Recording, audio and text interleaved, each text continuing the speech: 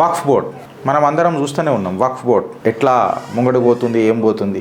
మధ్యలో ఏదో ఒక పెద్ద తమాషా అయిపోయిందని చెప్పి కొంతమంది సోషల్ మీడియాలో మాట్లాడినరు, యూట్యూబర్లు మాట్లాడినరు, కొంతమంది పత్రికలలో కూడా వచ్చినాయి. ఏంటంటే వక్ఫ్ బోర్డ్ తమాషా అయిపోయింది, ఏం యాక్షన్ అవుతలేదు, ఏమైతలేదు, జేపీసీ ఎక్స్టెన్షన్ ఇచ్చింది, అట్లా ఇట్లా ఇక నోట్కి వచ్చింది మాట, ఇక వేరే ముచ్చట. ఆఖరికి వక్ఫ్ బోర్డ్ ఒక డెసిషన్ అయితే తీసుకున్నది. అంటే జాయింట్ పార్లమెంటరీ కమిటీ అని అంటున్నాను నేను. ఏదైతే జేపీసీ కేంద్ర ప్రభుత్వం పెట్టిందో అందరినీ ఒక ఇంక్లూజివ్ అప్రోచ్లో తీసుకొని వక్ఫ్ బోర్డ్ మీద చర్చిద్దాము, ఈ అంశాలు ఏదైతే అమెండ్మెంట్లు తీసుకొద్దామని అని అనుకున్నామో ఆ అమెండ్మెంట్ల మీద చర్చిద్దాము అని చెప్పి ఒక తీవ్ర స్థాయిలో, ఇన్ఫ్యాక్ట్ చెప్పాలంటే ఒక డీప్ అనాలిసిస్ చేసి ముంగడికి తీసుకొస్తున్న ప్రస్తావన ఆఖరికి ముగిసింది. ఇన్ఫ్యాక్ట్ ఇదే రోజు వెనస్డే అనుకుంటా కదా, ఈరోజు వెనస్డే రోజు దీన్ని కంప్లీట్గా ఇంప్లిమెంటేషన్, అంటే వక్ఫ్ బోర్డ్ జాయింట్ పార్లమెంటరీ కమిటీ ఇంప్లిమెంటేషన్స్కి కొంచెం ముంగడికి తీసుకుపోదామని చెప్పి వెనస్డే రోజు కూడా డిసైడ్ చేసిర్రు అని చెప్పి ఒక చిన్న వార్త. అయితే ఇప్పుడు పార్లమెంటరీ కమిటీ ఏదైతే వక్ఫ్ అమెండ్మెంట్ బిల్ ఏదైతుందో దానిలో ఒక కీలకమైన ఘట్టం ఏందనంటే, ఈ వక్ఫ్ అమెండ్మెంట్ బిల్లా కొంతమంది నాన్ ముస్లిమ్స్ని కూడా చేర్చాలనేది ఒక సవరణ ఉండే. ఆ సవరణని వక్ఫ్ బోర్డ్ ముంగడికి తీసుకుపోతుంది. ఏదైతే జాయింట్ పార్లమెంటరీ కమిటీ ఏదైతే ఉన్నదో ఈ రిపోర్ట్ని వెనస్డే రోజు మేము అడాప్ట్ చేసుకోబోతున్నాము, అంటే ఇక దత్తత్తు తీసుకొని ముంగడికి తీసుకొని ఇక పోవాల్సిన టైం ఆసన్నమైంది అని చెప్పి జాయింట్ పార్లమెంటరీ కమిటీలా దీన్ని చర్చించింది. ఇప్పుడు ఈ బిల్ ప్రపోజల్లో కూడా ఏం పెట్టిరనంటే, వక్ఫ్ బోర్డులు ఎక్కడెక్కడైతే స్టేట్ బోర్డులలో వక్ఫ్ బోర్డులు ఉన్నాయో ఈ స్టేట్ వక్ఫ్ బోర్డులలో ఖచ్చితంగా 2 నాన్ ముస్లిం మెంబర్లు కూడా ఉండాలి. ఎందుకు ఉండాలా అని చెప్తే మనకు తెలిసిన కథనే కాదు. నేను వస్తా కర్చీఫ్ వేస్తా, కర్చీఫ్ వేసిన తర్వాత ఇది నా అయ్యా జాగిర్ అన్నట్టు అయిపోతుంది. నా అయ్యా జాగిరి నాకు రాసి పెట్టకున్నా నేను కర్చీఫ్ వేస్తే ఇది నా అయ్యా జాగిర్ అవుతుంది. కాబట్టి నీ అయ్యది పై పత్రాలు ఉన్నా కానీ నాకు వర్తించదు, కాబట్టి మీ అయ్యా జాగిరి లేదు, నా అయ్యా జాగిరి ఉందని చెప్పుకొని పోయే రకం ఈ వక్ఫ్.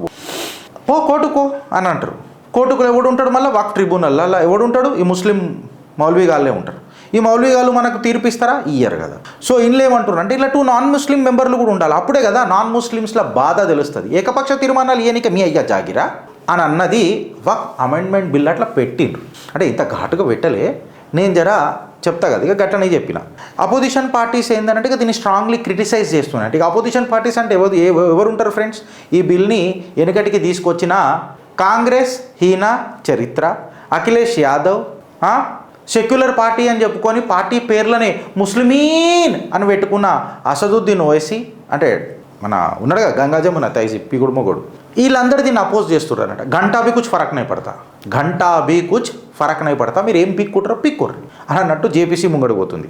జేపీసీ చైర్మన్ జగదాంబికా పాల్ ఏమన్నారనంటే, అబ్సల్యూట్గా మేము అన్ని ప్రొసీజర్స్ ఫాలో అయినాము, ఫుల్లీ అన్ని డెలిబరేషన్స్ని కూడా కన్సిడరేషన్స్ తీసుకొని ఒక డెమోక్రటిక్ ప్రాసెస్లో జాయింట్ పార్లమెంటరీ కమిటీని ఆమోదించినాము, ముంగడికి తీసుకుపోదామని చెప్పినాం.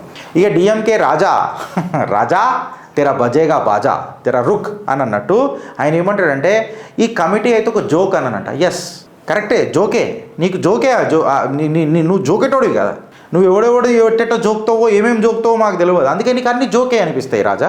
సో నువ్వు గట్లనే ఉండు, నీ రాజత్వం నీ రాజసం అట్లనే పెట్టుకో రాజా. ఆల్ ఇండియా పర్సనల్ లా బోర్డు ఏమంటుంది తెలుసా? చూడుండ్రి ఇప్పుడు చూడుండ్రి. వెనకటికి ఏదైనా హిందూ ఇట్లా మాట్లాడిండా వక్ఫ్ బోర్డు తీసుకొచ్చేటప్పుడు మీరు అట్టెట్లా తీసుకొస్తారని చెప్పి మాట్లాడిండ్రా. ఇలా ఆల్ ఇండియా పర్సనల్ లా బోర్డు ఏం మాట్లాడుతుందో మీరు చూడుండ్రి.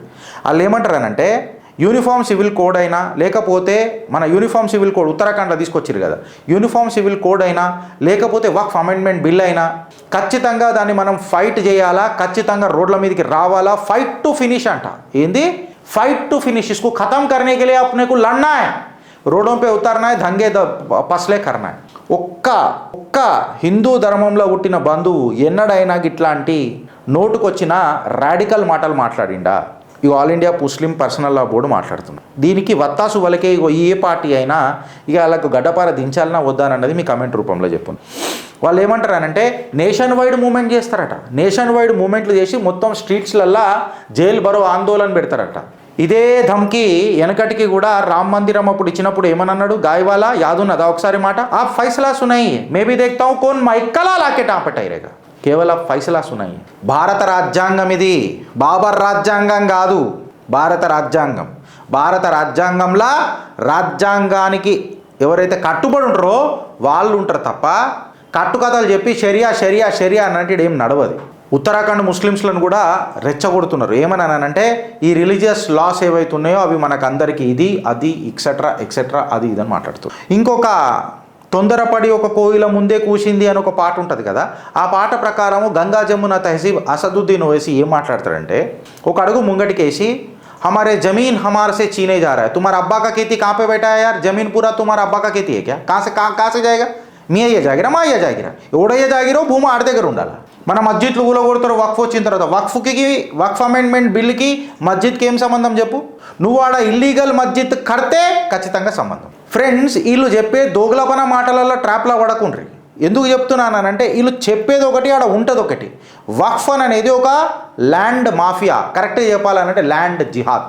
ల్యాండ్ జిహాద్కి అక్కడ ఉన్న మస్జిద్కి ఏం తేడా? ప్లేసెస్ ఆఫ్ వర్షిప్ యాక్ట్ ఎస్ నేను మాట్లాడతా, అది కోర్టులో ఉన్నది, ఆ పరిధి కోర్టు డిసైడ్ చేస్తుంది. కోర్టు డిసైడ్ చేసినాక కూడా నేను పాటించానని అంటే అట్టెట్లయితుంది? కుర్చీ మడతా పెట్టి బద్దలు బాసింగాలు అయితే ఏమన్నా.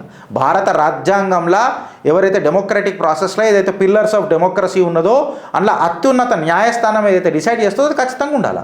సో అసదుద్దీన్ ఓవైసీ మాట్లాడిన మాటలలో వాస్తవాలు ఎంత ఉన్నది అని అంటే, ఈ ల్యాండ్ జిహాద్ని ఖతం చేయడానికే మనం ఒక అమెండ్మెంట్ బిల్ తీసుకొని వచ్చినాం. ఈ అమెండ్మెంట్ బిల్ మొన్నటిదాకా ఈ మౌలవీ వాళ్ళు కూర్చొని డిసైడ్ చేసి మనకు అందరికి ఏషియన్ పెయింట్ వేసి నేనే యహీ హే ఖుషీకి రంగులా ఏ గడియా అని చెప్పి, ఏ దిల్మాంగే మోర్ అని చెప్పి ప్లేసెస్ ఆఫ్ వర్షిప్ యాక్ట్ పెట్టుకొని నాటకాలు ఆడిన తరుణం మనం అందరం చూసినాం.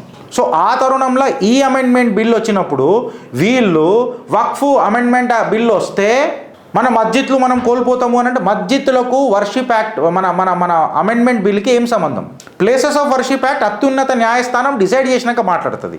ఎందుకంటే ఎప్పుడైతే మీరు ప్లేసెస్ ఆఫ్ వర్షిప్ యాక్ట్ కరెక్ట్గా డిఫైనే చేసుకోలేదు the religious character of that place, అక్కడ you need to pose arguments. మీరు ఆర్గ్యుమెంట్లు ఖచ్చితంగా మీరు చేయాలి. సో అసదుద్దీన్ ఓవైసీ కుర్సీకి పెట్టి సంభాల్కే రక్ ట్యాక్సీ మోడ్లు ఉన్నది, ఇప్పుడు టేక్ ఆఫ్ మోడ్లోకి పోతుంది. చూద్దాం ఏమవుతుంది. ఫ్రెండ్స్ ఈ డోగులపన మాటలలో మనం పడవద్దు.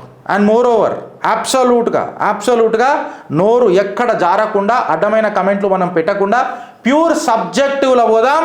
తపస్సు చేసుకుంటా భారతావనిని నయా భారత్ తీర్చిదిద్దుదామనన్న ఆయన కళ, నరేంద్ర దామోదర్ దాస్ మోదీ ఆయన కళకు మనమందరం మద్దతు తెలుపుదాం. భారత్ మాతాకి జై.